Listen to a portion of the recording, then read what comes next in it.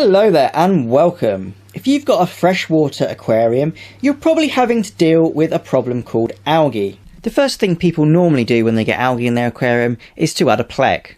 There are lots of different types of Pleco, but the most common one are called common Plecs or Southern Plecs.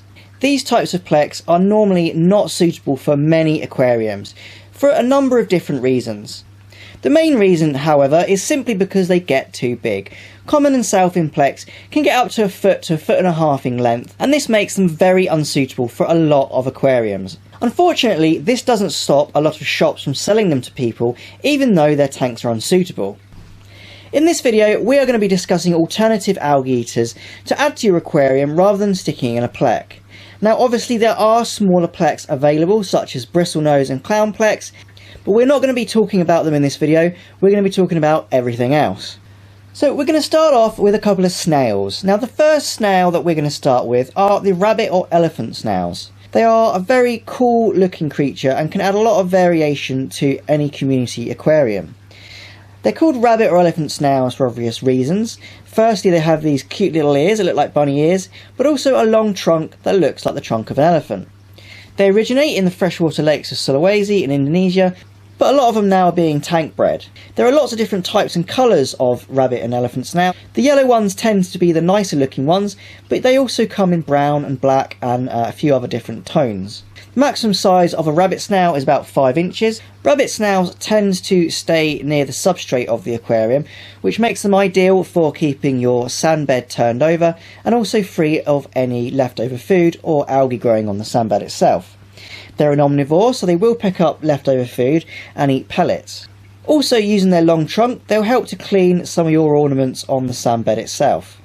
Rabbit snails are happy in a tank about 20 litres or more. They are a tropical species, so they need it to be a warm tropical aquarium. I'm going to give them a plecosity rating of 1 Plec out of 5, and that's because they're limited normally to the sandbed and don't help to clean any plants. Next up is another snail, and a very popular snail in the aquarium hobby, and that is the Nerite Snail. There are lots of different types of Nerite snail. They're commonly called onion snails, zebra snails, helmet snails. There are a few different species which are common in the aquatic shops. One thing I would be careful of when buying a Nerite snail is to make sure it's actually a freshwater species, because there are lots of brackish and marine Nerite snails which get imported as freshwater species but actually aren't, so don't have a very long lifespan in freshwater tanks. Now freshwater Nerite snails tend to inhabit freshwater streams and lakes, and they're quite widespread around the world.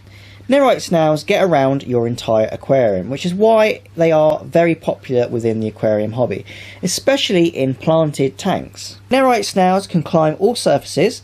This means they'll help to keep your glass clean, your ornaments clean, and if you've got lots of plants in your aquarium, they'll also climb up onto the leaves and graze directly from the plant leaf.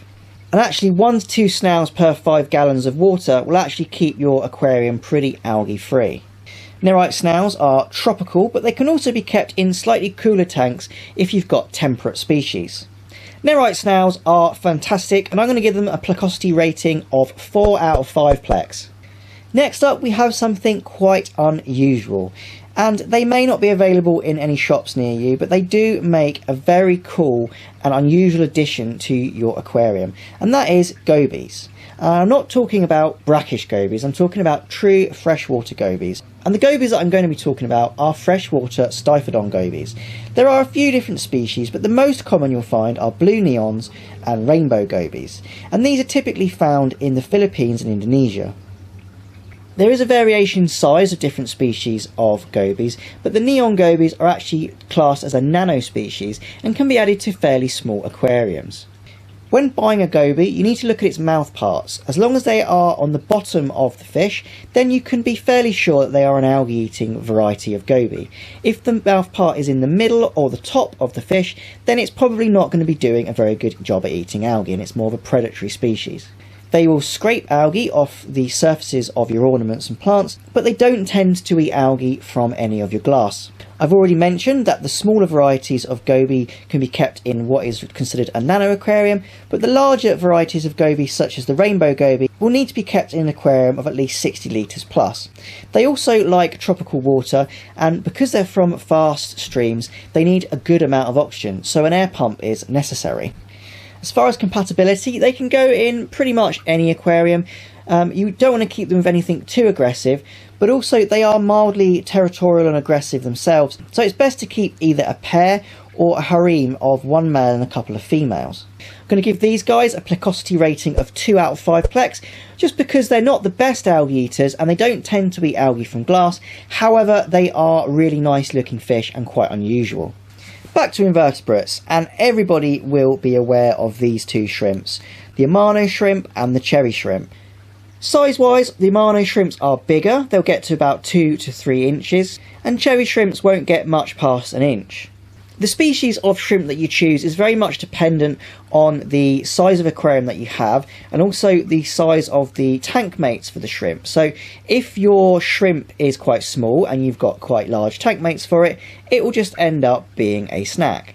For aquariums with relatively large fish, you're probably going to want to go with the Amano shrimp, and for your nano fish and nano aquariums, most people go with the cherry or crystal shrimps, just because they are a bit smaller. Shrimps are pretty good because, as well as being an algae eater, they're also an omnivore. Most shrimps will tend to hang around rocks, wood and on the substrate, but they will also go up onto the plant leaves if there's not enough food for them at the bottom of the tank. They spend all day looking for food, and this includes grazing on hair algae from rockwork and wood, and also scraping algae from leaf surfaces. One thing shrimps don't do though, however, is clean your glass, and is why most people use shrimps in combination with other fish. Cherry and crystal shrimps are a tropical species, so prefer to be in warmer water. However, Amano can go in temperate or tropical aquariums, which makes them really good for going with things like white cloud mountain minnows or danio. In terms of group size, shrimps don't tend to have much of a bioload, so it's more down to how many you need to eat your algae or keep your aquarium clean. Be aware those shrimps do have a tendency to breed, so you can get overwhelmed by shrimp species quite quickly. I'm going to give shrimps a plecosity rating of 2 out of 5 plex, the simple reason being they don't clean the glass and you need a lot of them to make much of a difference in your aquarium. Next up, we have a favourite of a lot of people. These fish are close to many people's hearts and feature heavily in aquascaped aquariums, and that is the Otocinclus. Otocinclus are, I suppose, a tiny plec, but because they're so tiny, they are suitable for so many different types of aquarium. They originate in South America, but what makes them so cool is their size. They only get to around 1 to 2 inches. What makes Otocinclus so good is that they eat algae voraciously from every single part of your aquarium. They'll take it from the glass, from your ornaments, but more importantly, they will get right amongst your plants and take all the algae off of your plant leaves. And this is why most people love them in planted aquariums, and they actually prefer heavily planted aquariums. Ottos can go in fairly small aquariums, but because they need to be kept in groups, I would only recommend putting them in 10 gallons or more. Otocinclus are a shoaling fish and they like to be in large groups, and get at least 3, but obviously I recommend getting a lot more than that if you can. As well, because they are tiny, you're going to need quite a few to do a good job in a larger aquarium. Also, they are a tropical fish, being from South America, so don't go putting them in a temperate or cold water aquarium. I'm going to give Otocinclus a plecosity rating of 4 out of 5 plex. A fish that's very close to my heart and is one of my personal favourites in terms of algae eating ability are Gara. In particular, we're talking about Gara flavatra, the Pandeguera. However, other Garas are available, such as Gara rufa. Pandegueras are located in Myanmar and are actually quite localised in their distribution. Pandeguera are reasonably large, they get up to about 4 inches, but a 4-inch fish is nothing compared to a 1-foot plec. The reason I like Pandegueras so much is because they look really cool, they're active during the day so you can see them a lot of the time, but more so is that they eat algae like crazy. They are one of the best algae eaters I've ever seen in any aquarium. And moreover, they'll eat algae from pretty much every surface in your fish tank. They'll take it from the glass, from the ornaments, from the plants and from the substrate. The downside to them is the fact that they are quite expensive. Most of these guys tend to be around £15 plus, and that's just because of how hard they are to get hold of. But also they are now tank breeding these guys, and tank breeding things, which is very good for the environment, does push the price up slightly. I wouldn't really recommend putting one of these in anything less than a 60 litre aquarium, and if you have the space, I do recommend getting a small group because they are relatively social. They're a tropical fish and do like good water quality. Another good thing about this species is they can go into aquariums with boisterous tank mates. Things like Malawis and things like barbs tend to be unsuitable for the other species I've already mentioned. However, these guys are quite tolerant and can hold their own against more aggressive fish. Pandegueras get a solid 5 out of 5 plex from me because I think they are pretty much the ideal algae eater for most tropical community aquariums.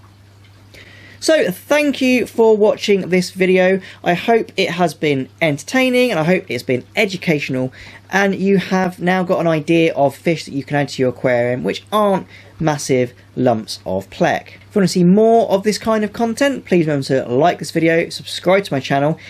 You've now also got to hit the bell when you subscribe to my channel, otherwise you won't be seeing any updates from me. Once again, thank you for watching and happy fish keeping!